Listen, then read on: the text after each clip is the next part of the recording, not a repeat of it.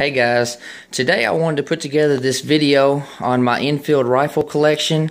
The last time I made a video on these rifles was in late 2012, so it's been about 3.5 years since I've done a video, and it's definitely time for an update, so I thought today would be the day for that.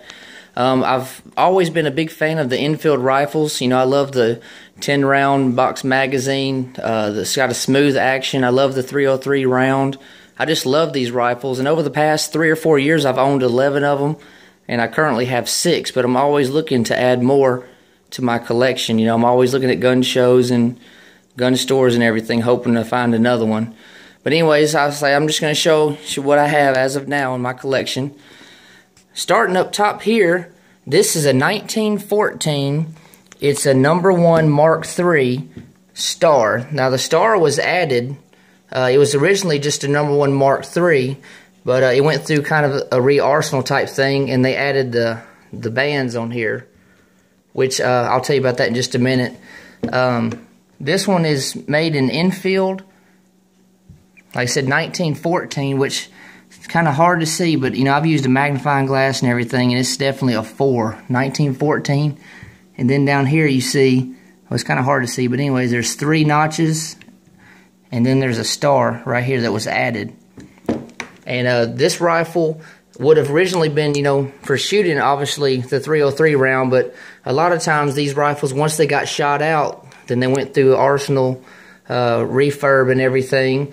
And this one in particular was made for firing grenades. There'd be a cup that would attach here on the end and shoot the grenade out the end of it.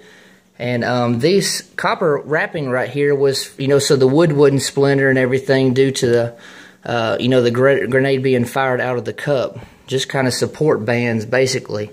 Now, there's different ways they did this. Some, you know, might only have one setup of the wrapping, or some might have 2 like mine.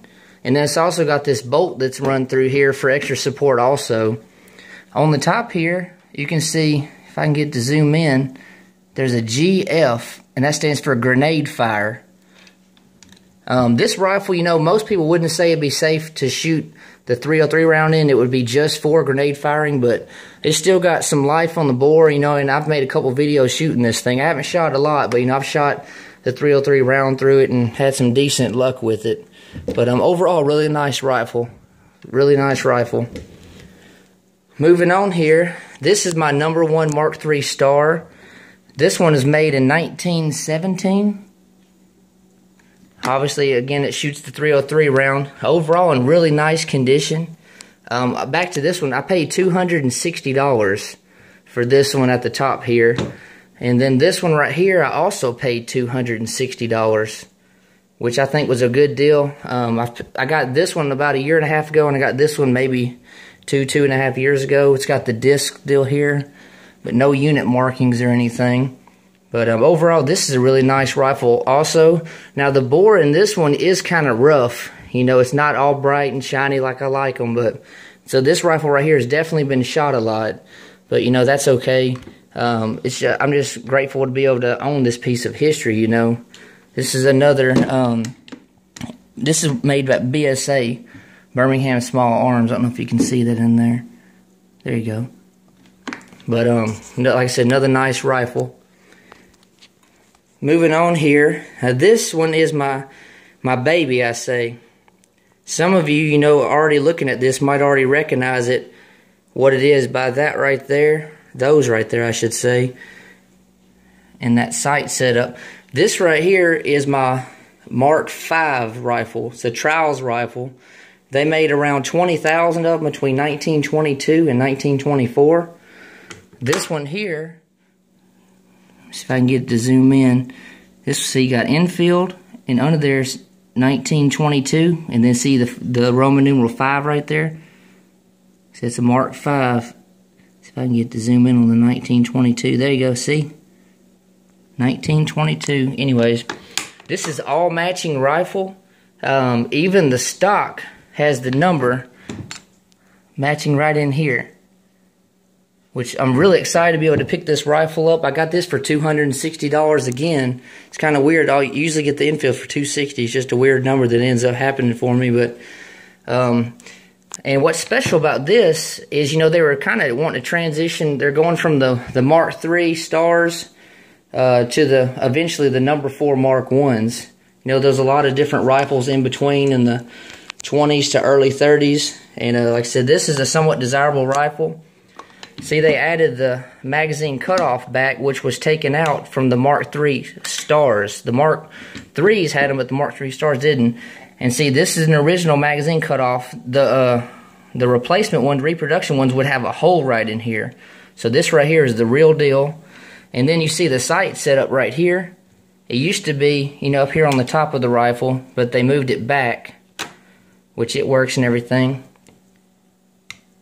And then also they added the extra band here for support. So see, you got, instead of just the one, see back up here to my Mark III star, see it's just got the one, there's not one up here. See, they added an extra one for support and everything. Like I said, they made about 20,000 of them. Who knows how many more are left? Probably, I'd say 1,000, maybe a couple thousand, but you know, nobody really knows. But I just haven't seen many of these out there on the internet at all. Like I said, I paid $260. This rifle's definitely worth $1,000 or more. Like I said, it's all matching numbers. It even got this. This is a sling that came with it. I'm just really excited to add this. You know, these are getting very hard to find, really hard to find. And I have not shot this rifle, and honestly, I don't plan on shooting it. I've had it for, going on 4 years, 3.5, 4 years, and I've never shot it. Don't plan on it. I'm just going to let it be my safe queen. But 1922 Mark V. Moving on here, I got my 1942. This is my number 4 Mark I Star Savage Enfield. Like I said, it was made in 1942 by Savage Company. In the U.S., you know, it had to do with the Lend-Lease program, you know, making rifles that were used by the, so even actually some Americans use these rifles, and then the British as well. See, it says U.S. property on there. I get to zoom in. Then you got the number 4 Mark I Star, 1942, and you see you got the, it looks like a block number 5, but it's actually a S for Savage. But this is a really nice rifle. This one I paid $250 for. Really, really nice condition. Great bore and everything. I like the grooves right in here. Definitely need to pick one of these up. You know, with the Enfield rifles, I'm trying to pick like one of every model and some of the different countries and stuff. You know, there was some made in India. There are Ishapurs. There's the one made at Lithgow or Lithgow, they're Australian, and then like I said, American, and there's just different countries that made these. A lot of countries use these for years and years. But overall, this one's in really nice condition, got a great bore on it. Moving on here, I got my 1943 number 4 Mark I Star. This is a long branch. It's a Canadian long branch, made in Canada for the Canadian troops. It also shoots the 303 round. All these shoot the 303 round. This one I got for, it was, let me think, $265. So, you know, all of them, so you think $260, $260, $250, $265. So I'm pretty consistent with the pricing on these things. But this is one of the first ones I ever got. I've had it maybe 4 years or so. Shoots really good for its age and everything. Overall, in really good condition. And you see I've got slings for all of them but the one up here. I'm going to have to get another sling for that. And I want to get the cup also for that one up there. But like I said, my long branch made in Canada. Another nice piece of history.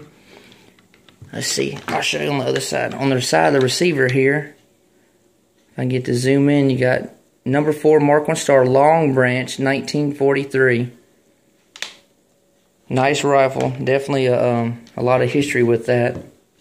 And lastly, right here, this is my number 5 Mark I British Jungle Carbine. Now, this is an original one. You know, there's some that were made by Santa Fe and different companies that are somewhat faked or whatever, altered, that aren't original. But this one is an original. If you take this top handguard here, there's lightning cuts, they call it, you know, to lessen the weight of the rifle. And then also, here's another thing right here.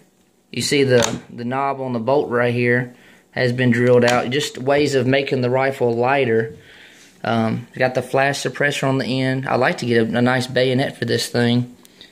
This thing is really awesome. This one, they made them for from 1943 to 1947. This one, like I said, it's a number 5 Mark I. This one was made in February 1946 at the Royal Ordnance Factory for Zachary. This one would have been made, you know, somewhere around 5 or 6 months after World War II ended. You know, World War II ended officially September 2nd of 45. But, you know, I try to stick with the war rifle, World War I, World War II, but, you know, this one being less than a year after, you know, I wasn't going to pass it up. Now, this one right here, it was $330 for, which is a pretty good deal, because these go, I've seen them $400 or $500, but another nice rifle to shoot. A lot of history with this thing. But anyways, like I said, I'll step back and just show you them all again. Like I said, this video has been needed to be made a long time ago. I just been trying to, I guess, get everything together for this video. If you have any questions or comments or anything, you know, I definitely like to hear from you. If you don't have an Enfield, you definitely need to get one, because they're going up. You know, realistically, I would say, you know, for just an average Enfield, I wouldn't pay more than $300 max for them. You know, I know there's some guys that will pay $400, $500, $600. That's not me. You know, I'll pass them up in a heartbeat for that price. But, you know, if I can continue to get them between $200 and $300, I'm going to keep picking them up. Because, like I said, they're getting somewhat harder to find, and the price is definitely going up on these things. But it's like a 10 rounds, 303 round. It's a great round. It's been around for a long time. But like I said, there's definitely several other models I would like to get to add to my collection. I'm just always looking. And, you know, you really need to get, there's several books on the Enfields that explain different characteristics and models and everything. So if you really want to get into collecting these, you definitely need to pick up some of the Enfield books and tell you a lot more about them. But anyways, guys, as always, thank you so much for watching. Shout out to YouTuber Pickle Patton. He's been asking about this video, you know, for a while now. And I told him how to get it made and everything. So shout out to him and some of you other guys that have been kind of asking about the Enfields. I just wanted to put this video together. You know, I could have drawn it out a lot longer, but I think it's been long enough. So I'm going to let you go. Like, comment, share, and subscribe.